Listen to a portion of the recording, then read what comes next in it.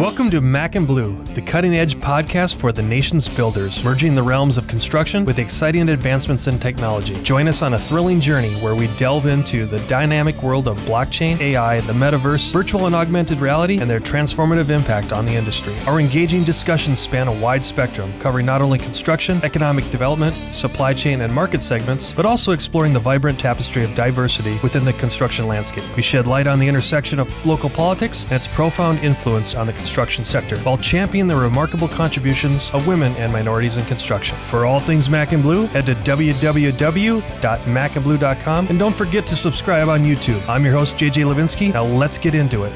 Hello, everyone. Welcome to another episode of Mac and Blue. I'm your host, JJ Levinsky, president and co-founder of Blue Wave. Don't everyone ostracize me, but we've got another guest from Next Level Growth here, Chad Nikkel this time.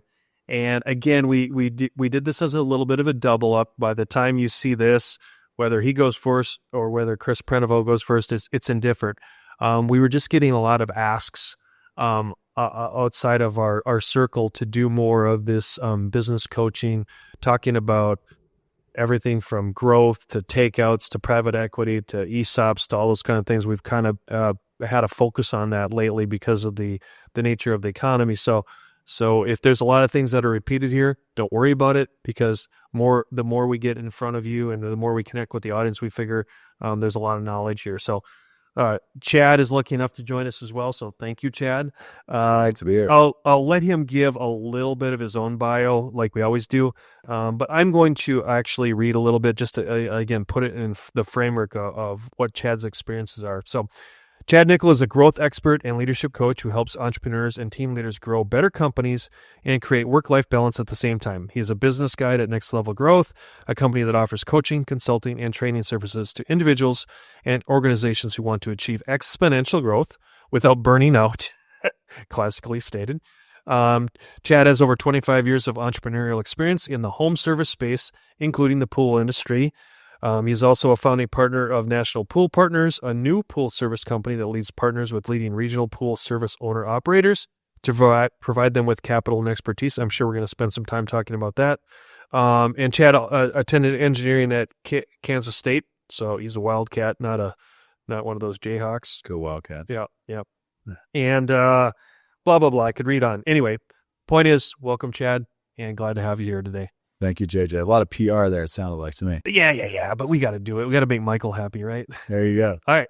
So before we dive into the nuts and bolts of what you're doing now, take us back to, like even with Chris, we talked about, we usually end up sitting in these chairs by trial and error, and our battle scars are as good as our success stories, right? Yeah. So if you would go back, how does an engineering guy, take 10, 15 minutes and go, how do we go from there to now where you were coaching?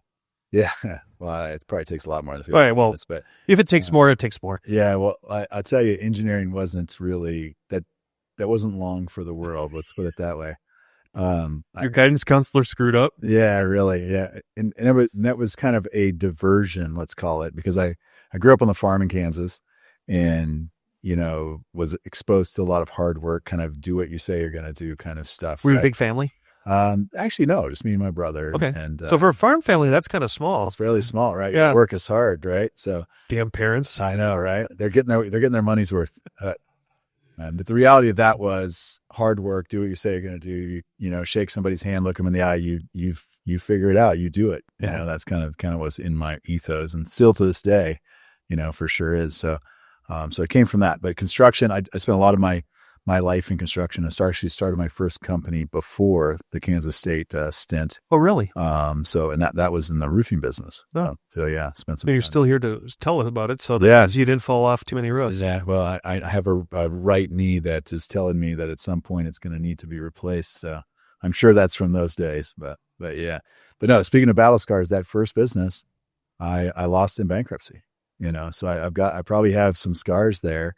I lost a lawsuit that, I call it my Harvard education. It's about the cost of a Harvard education. And, I don't make those mistakes these days. Those hard lessons. How old were you at the time? I was young in my 20? Yeah. My early 20s, 21 actually, when I filed bankruptcy. Yeah. Nothing like getting kicked right in the huevos at a young age, right? Yeah. Married young. business young, and I actually had a frozen bank account for a minute in that whole situation. So it was painful. But it's shocking that I still can, talk about this. So how do you battle through something like that? I think, because I have people come to me and say, I can't make it on $20 an hour, and I said, look, sit down, let's talk about it, because I can tell you can. You just have to figure out what's really important, and the things that aren't important have to go by the wayside, and you have to focus on the things that are important. And it works that way in business too, right? So a business that is struggling, there's typically something that they're not focusing on. They're spending a lot of time on the spreadsheets when they should be spending more time on sales or in front of potential customers and those kinds of things. All right. So we got off on a tangent a little bit. So back to let's say K-State days. So keep going. Yeah. So that business, I think it was at a time in my life when I kind of felt that entrepreneurial bug, if you will, and was focused on building that business. When all my friends were out partying and, having a good time, I was writing estimates and, trying to figure out where the next project was going to come from and how, how we were going to pay for the truck we needed to buy next and all those things. But building that kind of up into something that kind of worked and ran efficiently. And then that company, when we lost it in bankruptcy, or when I lost it in bankruptcy, had, really probably put some core principles in place that I used a lot later in life, but we just had made some mistakes that unfortunately caught up with us in that bankruptcy. Yeah, but at 20, 21 years old, you don't know what you don't know, right? Exactly right. And I have a 24-year-old son now, and I've tried to portray certain things to him, but he still has to figure some of those things out on your own. You can't just say, do it this way. Right. And the same thing happens with coaching, right? Like, I can probably see certain things, but I'm not going to be able to make the decisions for you. Right. So some things in business you have to just experience for yourself. So sorry, I cut you off again. Post K-State, you jump right in the pool thing, or what happened there? No, after that stint, essentially, the only time I've really punched the time clock in my life, I went to work for Learjet. So I said, hey, I got to go get a job, right? I need to get out of this bankruptcy situation. I have to go get a job. And I had got my pilot's license. So I love airplanes. Oh. And so I went to Wichita and there was an open call for jobs at Learjet. And so I went there and got hired. And the guy at Learjet said, the job's in Tucson, Arizona. And I said, well, that sounds interesting. I think I'd like that, but I should probably go home and talk to the wife. And my wife was 4 months pregnant at the time. And I, went back and said, hey, I got a job. So good news. We're going to be able to, buy groceries. The next thing is it's in Arizona. How do you feel about that? And she was like, all right, fine, let's do it. So so we moved to Tucson and, knew nobody, and worked my ass off and got back on my feet and took it from there. So looking back, I mean, I'm going forward to go back, Chad, and we'll get to everything that you're doing now in the coaching aspect. What were the takeaways of what you learned during the time at Lear? So the time at Lear, I think it was really a recovery time for me. So I was only there 2.5, 3 years. Essentially, it was the start of the corporate kind of crisis where everything was being scrutinized. People, the spending money on business jets suddenly wasn't a good idea. It was prior to 2011. So I think what I learned from that was the experience of just dig in and get it done, right? Don't, for me personally, it was trying to get my finances back in order. We were having our child and all those things, but really commitment, don't be afraid to work the hours. If there's overtime available, I took it, right? Because, put the time in, put the effort in. But really, did your wife have an understanding at the time? Yeah. And so it was a true marriage in your work. Yeah. And I mean that in a positive way, not in a negative way. Yeah. 100%. I think, as anything in life, if there's an opportunity and it takes a little bit of extra effort, and that's going to get us through to the other side of it, you have to take that opportunity, right? So that extra effort. Extra effort. And these days I talk about, return on life and work-life balance and all of those things, right?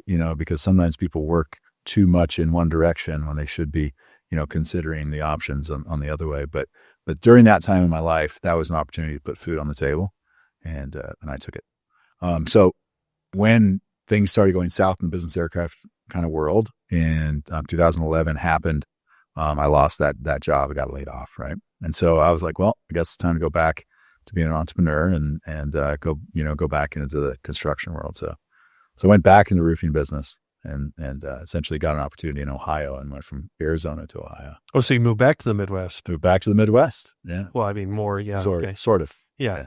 More Ohio. Okay, keep going. Yeah. So I spent a little bit of time helping a couple of guys and myself. We got a business going in the roofing space there. Grew that business really rapidly. We went from zero roughly to $17 million in revenue in about 18 months. Ooh.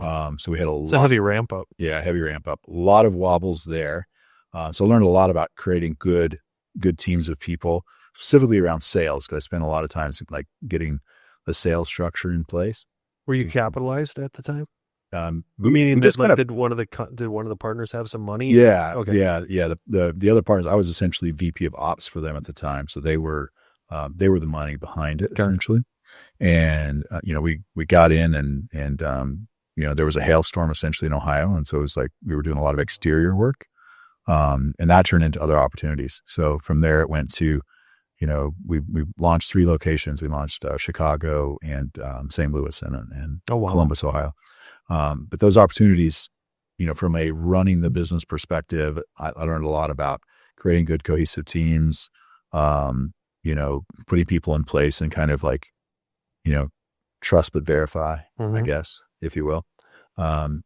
We produced a lot of roofs. There comes a time when dreams become a reality, when you see your vision materialize into a true work of art. And the only way to get there is to choose a general contractor who shares that same vision and knows how to bring it to life.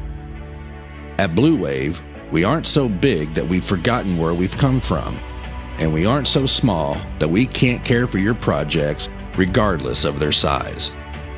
When your vision deserves safety, perfection, timeliness, and expertise in order to become a reality, trust Blue Wave to get it done right the first time.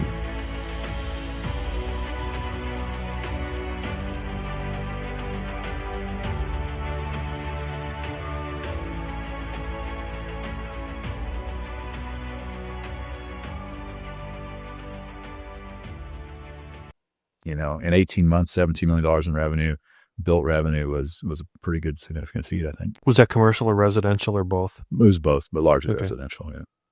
Now, when you were talking about those things you learned, was it just you and these other people? Was it organic, or did you actually have a present-day Chad involved? Yeah, no, I think a lot of that was organic. And, I probably have some things in my DNA for whatever reason that allows me to figure some of that stuff out. But that brief stint I had in college, and I do not have an engineering degree. I spent time in engineering school, but I don't hold a degree, essentially. So I would say my experiences come from a lot of hard knocks in the field. So let's call it the blood, sweat, and tears university. So on that second stint in the roofing industry, and you'll see a pattern here I'm going to keep asking is, what were the takeaways during that tenure? Yeah, I mean, I think the takeaway largely was organization and project management is how we actually get shit done, right? So you can sell lots of things, but you got to be able to produce them, right? So being organized and methodical from a construction perspective. I'm speaking from a construction perspective. Yeah, you can be, and we don't have to focus just on the construction. Yeah, so. It just happens that there's a lot of that in my life. Yeah, well, and me too. Yeah, exactly. But good, clean project management allowed us to produce a lot of things in a timely fashion because, selling that much revenue and completing it in an efficient manner, you can't do that just out of a piece of paper, right? So I think I learned a lot of those things along the way, along with the sales aspect of consistency, right? Mm-hmm.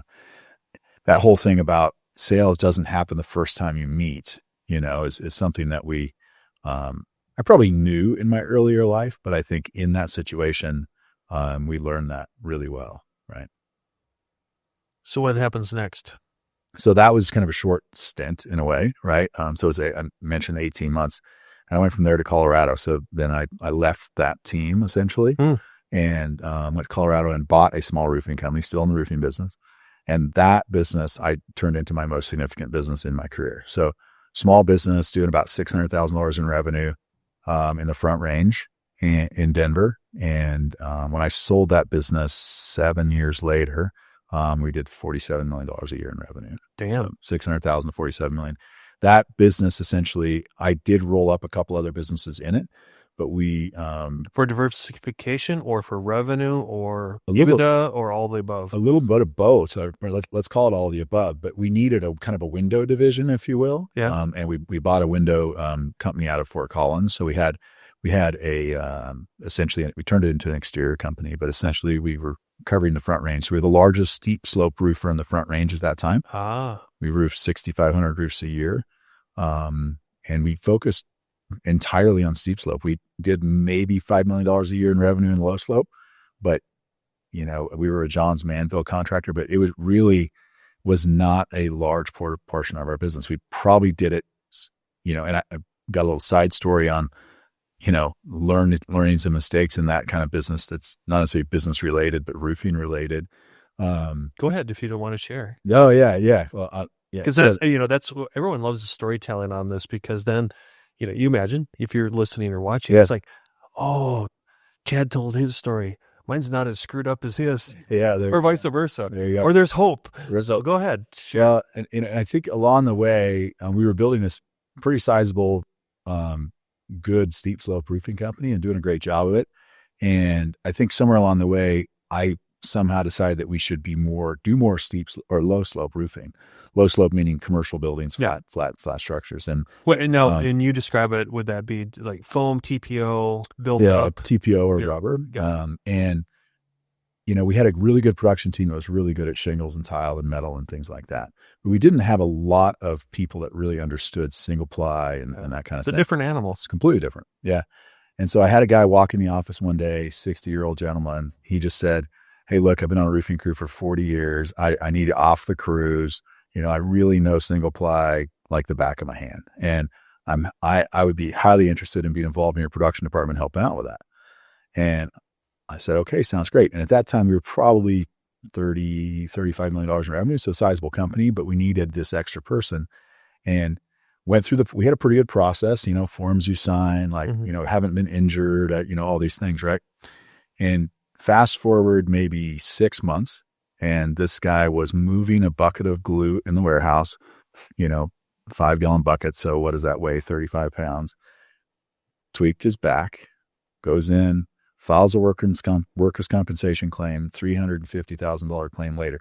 And this was in 2008, 2009. So today that claim is probably $1 million. I don't know, maybe not. I'm not a doctor, but let's assume it's a lot of money.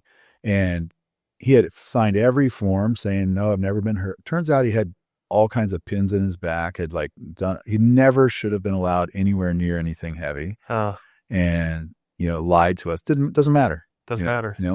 They paid the claim out. We got a 1.3 mod on already. I think at the time we were $300,000 a year in work comp insurance. So the insurance company gets it back. Oh yeah, right? they do. Yeah. And that was kind of a hard lesson. You run on fairly thin margins some days, and it was one of those things of like, man, how did this guy, lie to us straight to our, it didn't matter though, but he got taken care of, and we learned about hiring practices, maybe trying to vet a little bit better, from that. But if you don't mind sharing, Chad, again, people always want to know, we get this all the time on the show, is what kind of percentage of margin could you run at in the roofing space? I think when we had everything, and this changes in different levels of growth, I agree. right? Just generalization. Yeah, generalization. I think we were running probably 6 to 8%. That's pretty tight. In those days. I think I've got kind of a theory on, what I call business ceilings or wobble points in business, right? And I think between $10 and $15 million in revenue in the roofing space specifically is a pretty good spot to be in. Up to 10 is kind of hard. You break through 10, things get up quite a bit easier until you get that $15 to $20 million space. At $15, $20 million, you have to really focus on letting other people make decisions. right? Like Chris said earlier. Yeah, you can't, the bottlenecks become increasingly worse. And I see this in a lot of clients in my coaching business that are struggling to break through $6, $8, $10 million, right? And, without fail, a lot of times those clients have, a CEO that's making most of the decisions, Too many decisions. Let's call it that. Right.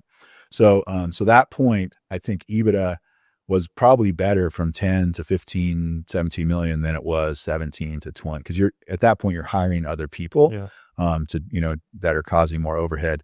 But then once you get past that 25, 30 million, the EBITDA turns around again, and gets a little bit better. But, in construction type businesses, 2 or 3 points of EBITDA can be a lot of money, right? So, and a big difference in what somebody's willing to pay for you in the future. I sold that company to private equity. That's what's going to be my next question, if you wouldn't mind sharing. How was there an earnout? Did you stay on? What was the transition? Yeah. So here's a really hard lesson. So another story about this company.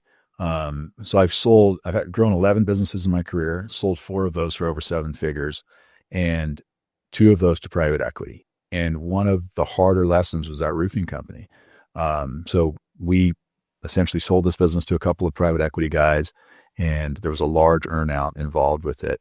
And we had a clause in the contract, essentially, like most contracts, that the reps and warranties clause was clearly defined, but an undefined end date on the reps and warranties clause. So today, I would never sign a contract that didn't have an end date defined in the reps and warranties clause, because they got in the business and decided they were in over their head and tried to find something to get out of the contract. Essentially 18 months later, through, the series of court proceedings, I ended up getting the business back, but they had kind of run it into the ground, unfortunately. And the $6.5 million earnout never got collected. So yeah, hard lesson. It was a hard few years of me beating myself up and said, why did I make the mistake of, accepting a contract that had something in it that today, every other deal I've done since, we've been successful in end dating or sunsetting the reps and warranties, which is fairly normal. And, and even myself buying a business, I don't have a problem with a seller sunsetting that, because I feel like as a good buyer, I can kind of know what's wrong, in a short amount of time, right? Or should be able to. So how long, so if you don't, we don't need to spend a lot of time on that. Yeah. In that situation, what did it cost you? Another 2 years of your life to get it back? And then did you sell it again, or how did that chapter close then? Yeah, I sold it off for pieces after that, because unfortunately the ongoing operator, they run off the sales manager and half the team left with him and that kind of thing. Right. So went from, we had 35 salespeople. So we went from $47 million to revenue. I think when I got it back, it was like 6 or 7. So ouch. Mostly non-operational at that point. It was below the overhead line. So there you are. If I can paraphrase, you're kind of beat up. What next? Yeah. Well, I'd already moved on. So during that period of time, I had some other businesses as well. So I had a marketing company and had been involved in a software company as well. So I had some other things kind of going. And when if you don't mind me asking, Chad, marketing and software, to me, those are instrumental in what you were doing. Yeah. Were they harmonious, or were they standalones? I mean, or did you generate those as a necessary component or augmentation of what you were already doing? Yeah. So the answer to that, the marketing business, we had kind of figured some things out in the roofing business, right? And the sales manager at Clear Channel at the time came to me and said, "Hey, I think we got some kind of unique stuff here, and I've been thinking about going on my own. Would you be interested in partnering with me?" And so that's how that went. Got it, which makes sense. Yeah. And he ultimately took that business over and ran it. And to this day, still runs that business and is doing well with it. Yeah, that's cool. But yeah, we figured some things out. I think, from a marketing perspective, I love sales and marketing. I'm a sales and marketing guy, right? And same thing with the pool business, which I'm sure we'll get to. Sales and marketing is the key, in my opinion, to lots of things in business. So the old adage, sales fixes everything. I don't know if it really fixes it, but it hides a lot of things, let's say. Provides the cash flow to do a lot, right? Exactly. It provides the cash flow to continue to make the other mistakes, maybe. But maybe that's our famous quote for the day. Yeah, there you go. But it is important, and a lot of people lose sight of that, right? Because one of the quick things to do is let's slash the marketing budget, right? Right. That seems expensive. We're spending X thousands of dollars on these lead generation things. We should eliminate that, right? And it's the easy low hanging fruit when a lot of times that's like stop drinking when you're in Death Valley, right? You probably shouldn't do that. You should continue to drink, but hike out.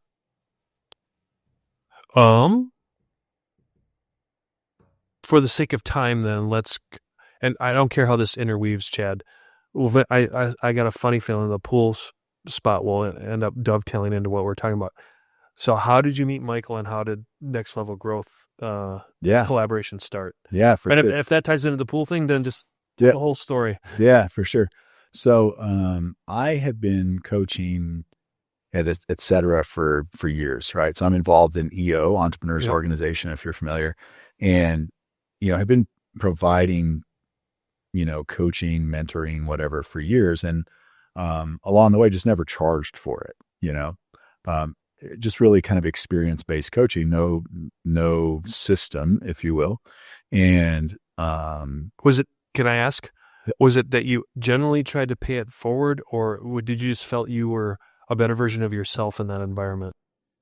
Or all the above, or because let's be honest, I think, and if I can, I don't want this to be too blunt, most people that I meet that do that, there's a sense of ego, not in a bad way, but in a good way of it feeds your ego to drive the entrepreneurial spirit sometimes. Yeah. I mean, I think for sure there's probably a little bit of that, but honestly, I get more out of that than the person I'm coaching probably. But thank you. But I will say that the aspect of helping somebody and being that kind of guide is a very fulfilling thing to me.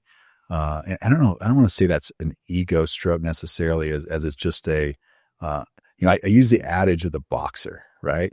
So the bell rings, the boxer comes back to the corner, and the trainer wipes his eyebrow, and says, hey, the guy's dragging his left toe before he throws the right hook. The boxer doesn't see it because all he's trying to do is not get killed out there, right? And so he goes back into the ring and he looks for it. Now he sees it and he ducks and he throws the left hook and knocks the guy out. So it's, as a coach, this fulfillment is kind of helping the person see the things they're missing, maybe the things on the edge, the peripheral, if you will. And I think I was doing that before I met Michael. I was doing that for free, helping people out. I really like being involved in startups, right? Or start a figuring the market out, or transitioning, getting ready to sell the business, that kind of thing. Clipping along, not everything's hunky dory. I'm putting 15% to the 20% to the bottom line, whatever it is. It isn't always a super good fit for me, actually, right? I actually like helping break through those ceilings that I'm talked about. But sorry, I think I got kind of off track there. No, it's your hour. The track is your track, Chad. Yeah. So basically, I was in the pool business, and I had sold the business to private equity, to national. So this was your sex. This was that. That was the other private equity. So National Pool. A little bit more guarded this time, Chad. Maybe. Yeah. Made sure that it was good for all of us. And at that point, I was like, hey, what am I going to do with the rest of, my next period, my next section of time, let's call it. And I was CEO coaching at the time, kind of on my own, and I was starting to charge for it, but I needed some structure and a system, right? And so I started doing some research and found, Pinnacle Guide and the guys there, and they introduced me to Michael. Right? So that was a connection. That was a connection. Yeah. I had met Michael before in EO. Yep. But got to that point where it was sit down with Next Level Growth and see if this could be a fit. Let's take kind of a sideways tangent just a little bit. I don't want to relive the whole pool thing, but since much of this audience is specialty contractors and things of that nature, yep. Because we still have a strong construction affinity, if you will, on this podcast.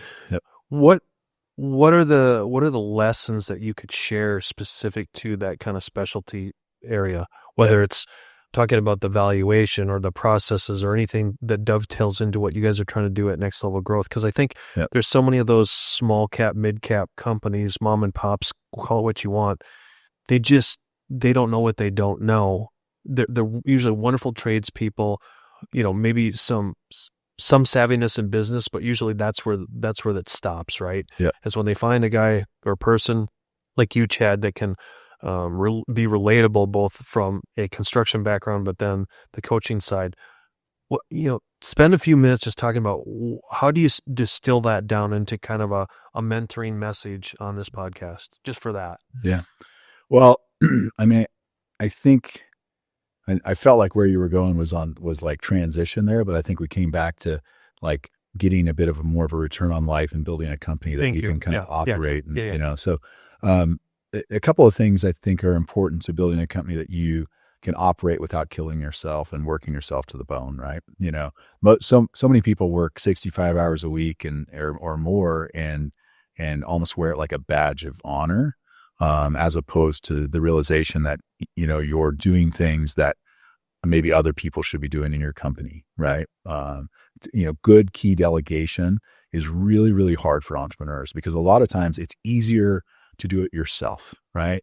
It takes more time to train somebody and to train them correctly and well than to do it myself, because the last time I did that.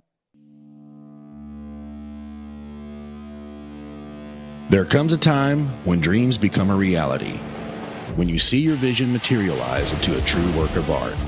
And the only way to get there is to choose a general contractor who shares that same vision and knows how to bring it to life. At Blue Wave, we aren't so big that we've forgotten where we've come from, and we aren't so small that we can't care for your projects regardless of their size.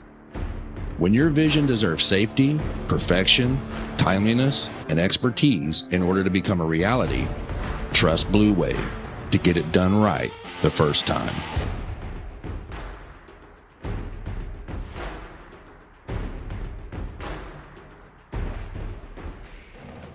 That person went to a job site and, screwed up a job or told a customer something that they shouldn't have and created a bad name for me. One of the ways that you can tell, in my opinion, if an entrepreneur is struggling with good delegation or setting good systems in place, if they have a small number of reviews that are all high stars, because it's really easy to keep 5-star reviews for a small number if you keep such tight control of your business that you're not letting anybody make any mistakes. Interesting. But you can never grow past. If you get to a point where you're exponentially growing a business, you have to be okay with other people being in charge and making those mistakes. You have to have systems in place that allow for the checks and balances and allow us to circle back and learn from the mistakes. But you have to be able to build leaders in your business that can learn from that and make and kind of fail forward, if you will. I tell clients all the time, and just people talking, that one of the things to remember is that good leaders build good leaders. So it's not good leaders are good leaders. Good leaders make good leaders, because the leadership team is only as good as the leader allows them or teaches them or leads them to be. And if there's not good leaders on your leadership team, no matter if there's 2 people on the team or 10, the business will never succeed past the point of that lowest common denominator on the team. So good leaders make good leaders is really a change. It's a slight shift, but it's a change in mindset on how businesses can grow successfully. And the difference between a business that has lots of good reviews where people are willing to talk about it, but maybe 1 or 2 that didn't go right, but they fixed it, versus a business that has just a few, but they're all good. In the pool business, we used to tell people, they were like, oh yeah, but you're $200 more or $500 more, whatever, than the next guy. And I would train my salespeople. I'd say, well, let's just pull up their reviews really quick. Oh wow, they've got 30 reviews. Oh wow. Well, we have 600 reviews and there's 4.8 stars. It's really hard to keep that amount of consistency with that many reviews. It's really difficult. 30 reviews, no problem, right? Nobody expects you in the business to make a mistake. They expect good quality workmanship. I talk to a lot of contractors that say, like, what's your core value? I'm like, oh, we're good people and we do good work. I'm like, that's not a core value. That's made bed. When you go to the hotel and you check into the hotel, you expect the bed to be made, right? You should be a good person. You should do a good work. If you're a home builder, you should build a good house. that's not a core value, right? And so there can be some disconnection from that.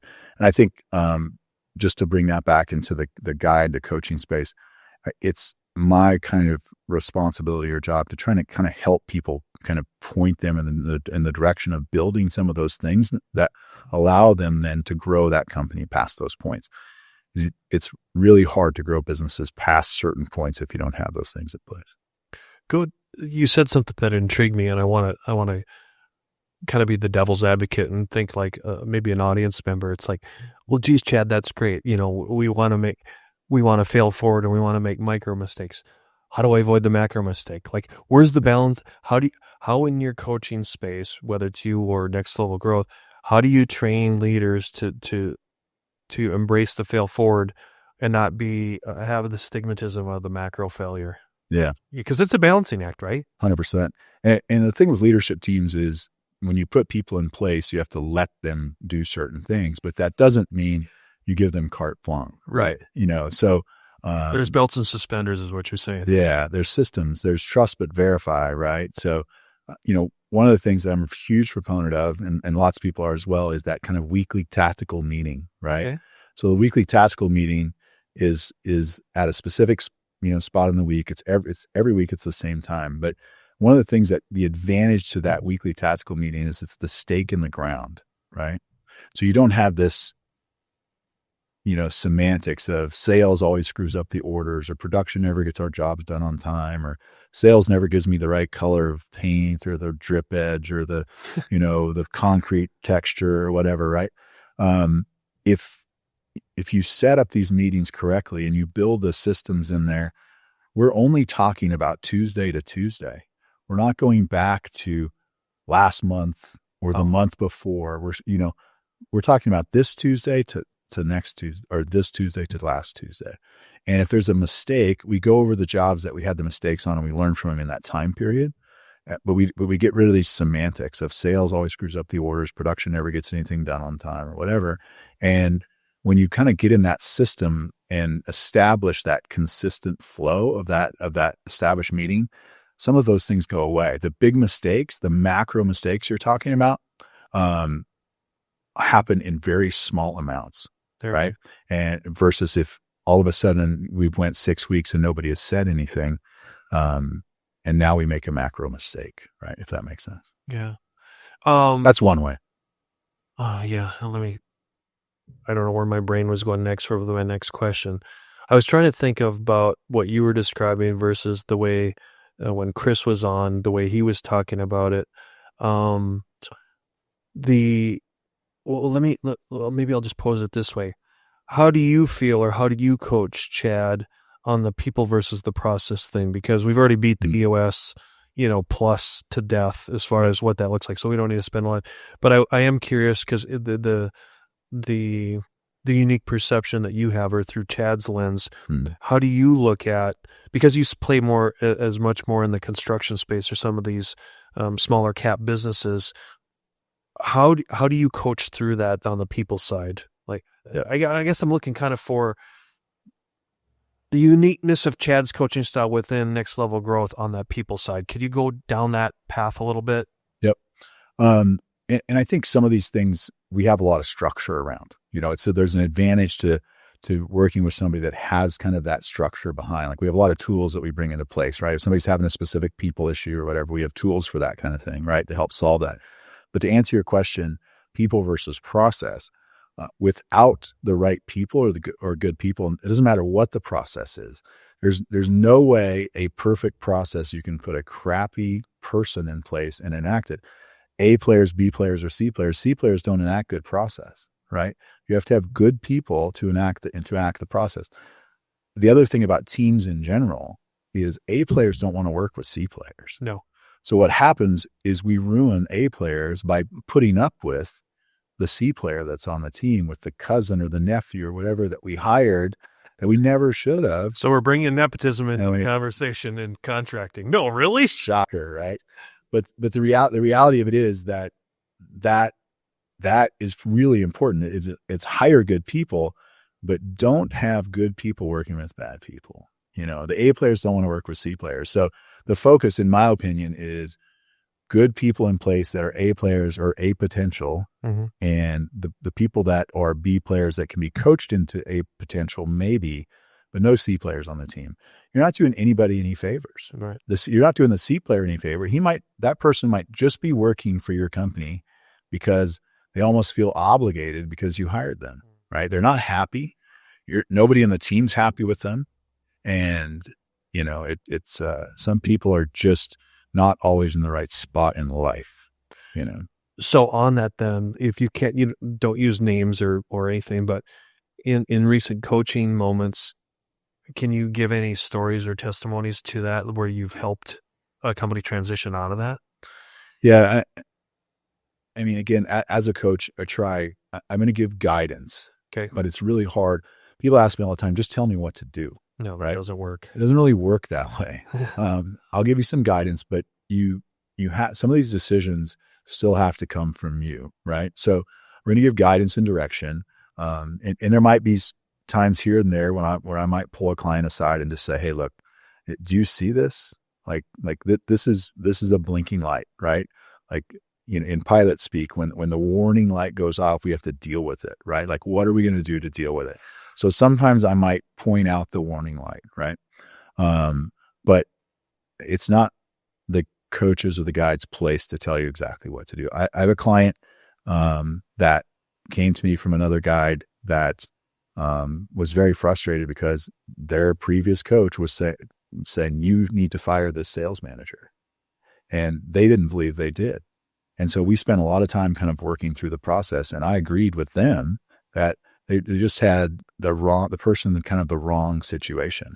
And today that person is really killing it. But did you change seats on the bus? We actually didn't change seats on the bus. We changed a few things about the team. Can you, again, I think this is one of those, if it's not edgy, it's not engaging. So again, without sacrificing any proprietary information here, get into that a little bit. Like how, because I guarantee if people are going, Chad, tell me more. Yeah. So in this particular situation, fairly larger company, $80 million in revenue. And the sales and production team was kind of merged. So they were using sales/production project managers to kind of run the projects. So typically what happens in those situations, especially in larger businesses that can afford to separate that task, is you have salespeople doing the role of production that really hate it.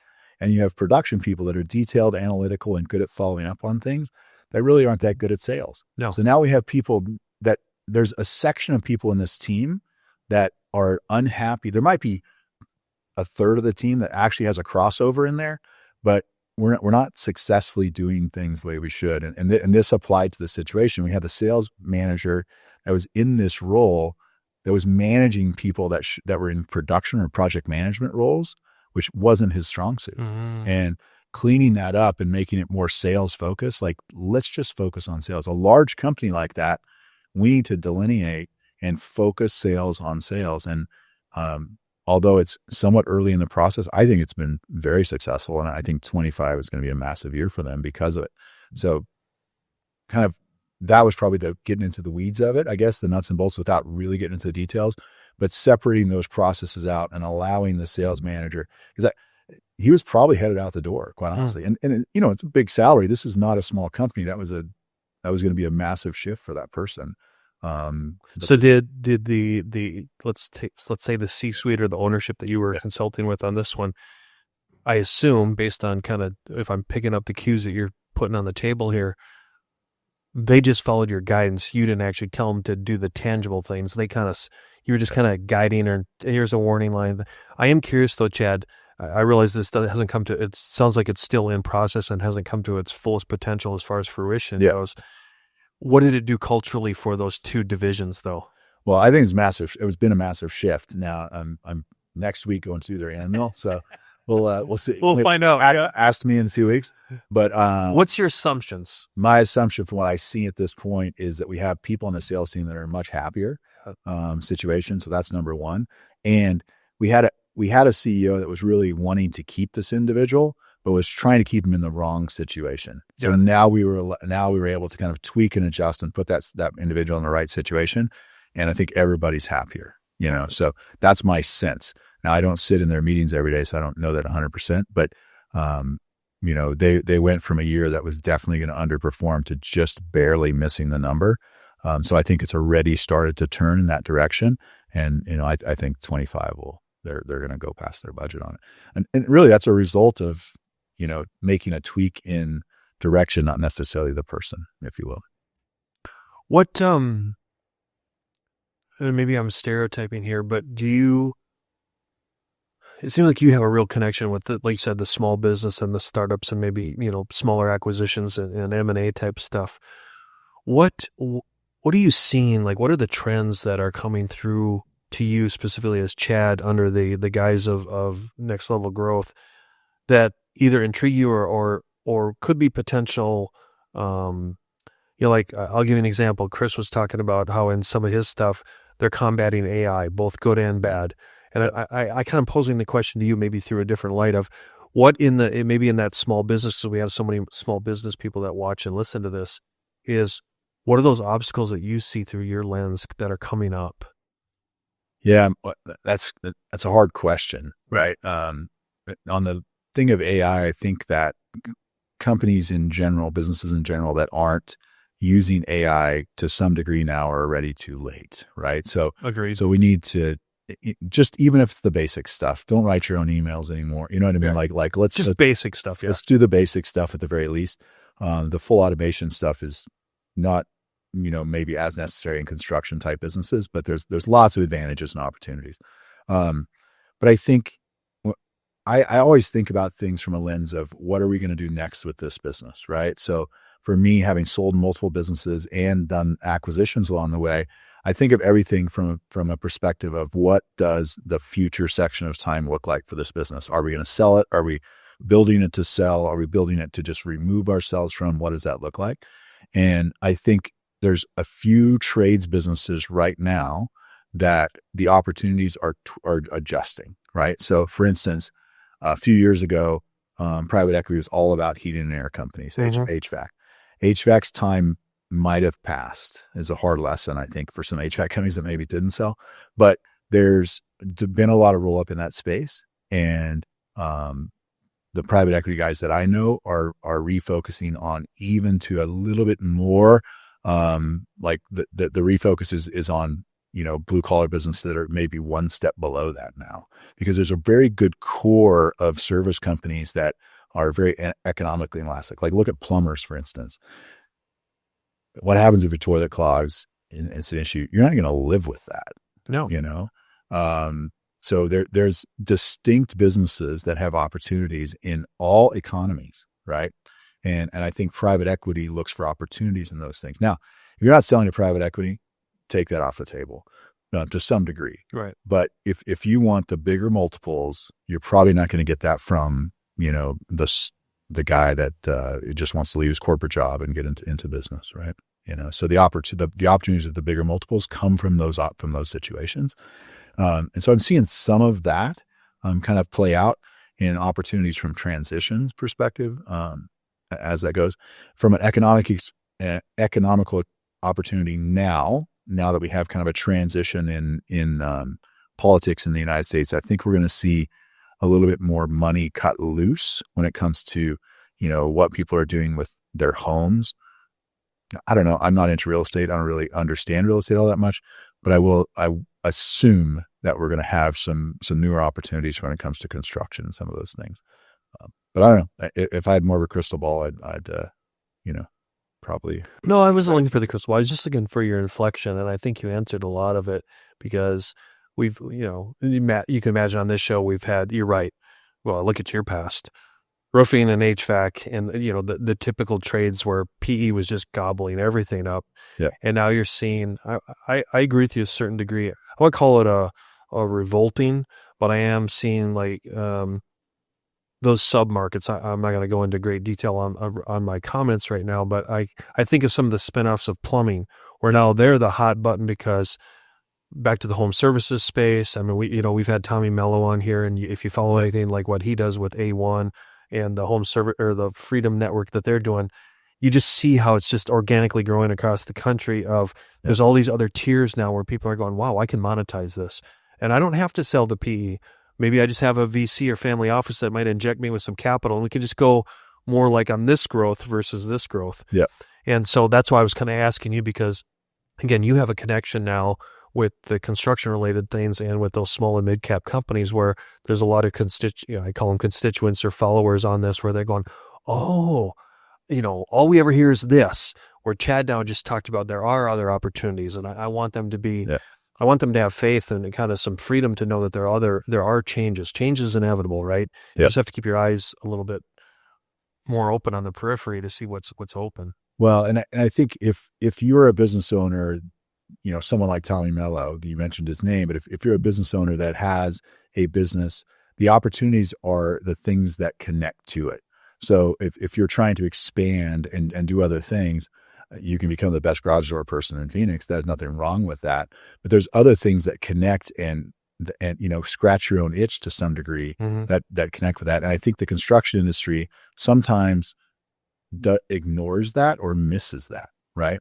So what are the things that are adjacent? If you're looking to expand your, entrepreneurial, business, I have entrepreneurs that, have one business and then go buy a restaurant. I'm like, wait a minute. Like that is completely different than the home building company you have. Like, what is the thing that scratches your own itch? And maybe there's opportunities along that, the magical, I'm starting a software company, maybe a little bit too far. It might be too many degrees of separation, right? But that happens a lot. And I have friends that did it successfully, but do you regret do you regret it? No, I think, my situation in that was short-lived and fine. But I think what my view is now at my age is things that are a little closer to your sphere of influence actually are a little bit more beneficial. Because if the customer interacts in some way or the list is similar, the ability to cross, we were, the second largest pool service company in the Phoenix Valley. So we just did pool service. We did repair and remodeling of our customers. We didn't build any pools, but we just focused on pool service. Now, there was other things along the way that we added that fit. We did pool water filtration as well.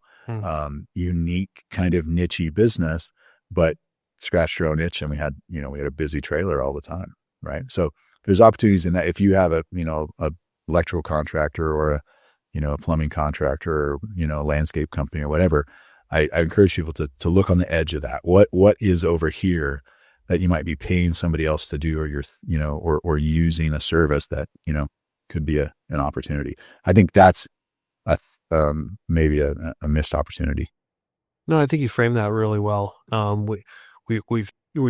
We've tried to share that again on other shows as well. As a good example, even breaking it down to a simple thing like you said, is you didn't do any new construction. So you look at your AP and your AR and AP cycle on that versus your service. You guys were your cash flow was awesome. You were getting paid. You get paid every month. You're getting paid really fast. And your vendors, you probably were able to pay them pretty fast. And hence, then you got buy down, and then you got preferential treatment. And you're incentivizing a creative structure to keep going. And then, like I said, if you bolt something on that's complementary, well then, like I'm just making stuff up. Oh, we do sunshades now. Now, maybe that was a bad example, but hey, as long as we're in your back patio cleaning, we could throw something in your, your umbrella holder and call it good. Or I'm just making crap up. Yeah, and 100%. I mean, like a home cleaning company that does window washing, right? You're there. You're there already. You have the client list. They're getting their windows washed anyways, right? So having a separate opportunity for that is something like that. I just looked in the short time we have left. I would be doing a disservice if I didn't ask, in these last few minutes, Chad, what would you like to share with the audience specifically about, whether it's your coaching style, or how you're proud of what Next Level Growth is doing and how people can reach out to your organization? Yeah. I mean, quite honestly, I love conversations like this. So I love talking about business. I'll have coffee with anybody that wants to, pick my brain.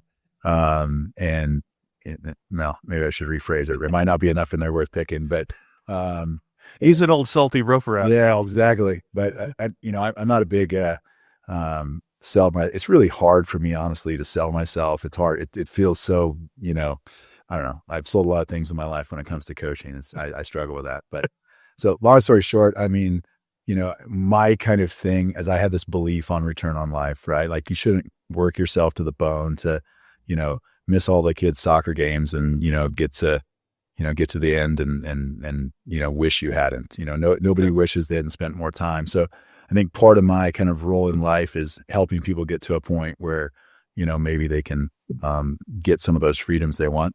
But maybe that's more money for one person, or it's more time for another, or it's, the opportunity to, always go camping for a month in the summer, with their family, whatever. Whatever that currency is for you, I try and help people find that, right? So that's kind of my thing. My coaching style when it comes to, helping people in business is really just let's dig in and let's figure it out, right? I follow the frameworks. We have good good tools and all those things to help people out, and follow the frameworks to get to those next levels, if you will. No pun intended. No pun intended.